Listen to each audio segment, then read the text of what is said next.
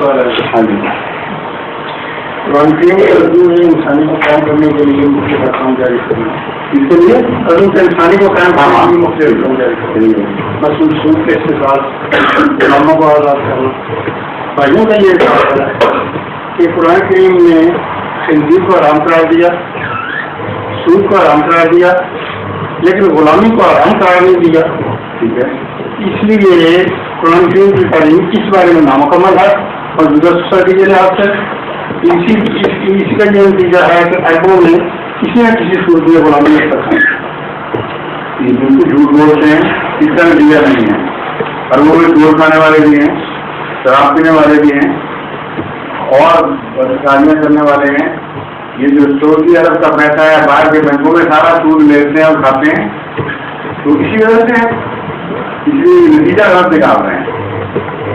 اسلام نے غلامی کے متعلق جو طریقہ کار اختیار کیا وہ ایسا عظیم الشان، ایسا پرحکمت ہے کہ اس کے خلاف طریقہ کار جو بھی بیان کرے گا اس زمانے میں وہ چاند چل جا نہیں سکتا تھا، لیکن غلامی کو ختم کر دیا اس کے بعد جب قلم معقول نہ کرتے ہوئے بھی ایسی تعلیم رکھی، اس کو اسٹیگر کیا ہے۔ اور یہ جواب جو ہے یہ ایک مجلس میں تو سارا پیش نہیں کیا جا سکتا۔ اس موضوع پہ حضرت کا وزیر تعالیٰ کا جو چیپٹر ہے غلامی کے اوپر، جس میں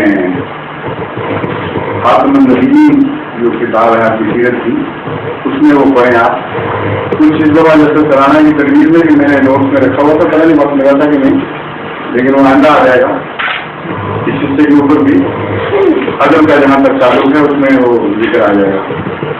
تو ان کے تو خواب خیال میں بھی اسلامی تعلیم کی عظمت کو کیسی شاندار طریقے پہ ہینڈل کیا ہے، اس کے سوا کو ہینڈل کر کے دکھائیں وہ غلط ہوگا۔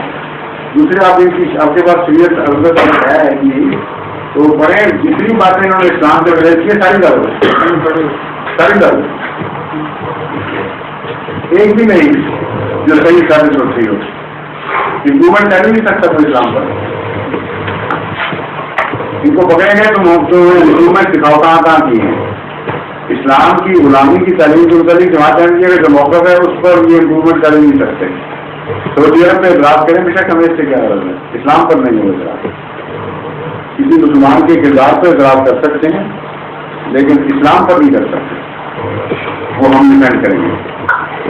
باقی اگر اسلام کی تعلیم چاہے انہوں نے بگاڑی ہے اپنی طرف سے بہتری کی خاطر، اس پر آپ ان کو پکڑیں کہ یہ تم نے اپنی طرف سے بہتری پیدا کی، تیراک کر دیا ہے حسن کا، نمازیں ہدایت کر دی، سفر میں بیٹھ کر صرف یاد کوئی لفظ چند بول دیا کرو یہ تمہاری نماز ہے، اور عبادت یہ ہے کہ تجارت کرو، یہ امپرومنٹ کی ہے۔ پہلی مادہ پرست دنیا ہو رہی ہے اور آپ کہیں نہ کہیں اس سے تجارت کرنی ہے۔ اسلام فرماتا ہے ایسے لوگوں کی تنبیہ کے لیے کہ اذا راؤ تجارت فضلوا الیہا وترکوک قائما، خدا کے ذکر پر یہ تجارتوں کو توجہ دیتے ہیں۔ اور بھی جگہ لا تلہکم اولادکم واموالکم عن ذکر اللہ، اور یہ کہتے ہیں کہ ذکر الہی تجارت ہی ہے۔ سب سے بڑا ثواب اس وقت یہ ہے باولہ اسی شریعت عرض سے حکم دے رہا ہے، ہمیں بڑی نہیں معلوم ہوتا ہے وہ پڑھے دوبارہ تو وہ تو ایک خطے پر ہے کہ نامقبول تعلیم ہے جس کو فطرت انسانی دھکے دیتی ہے۔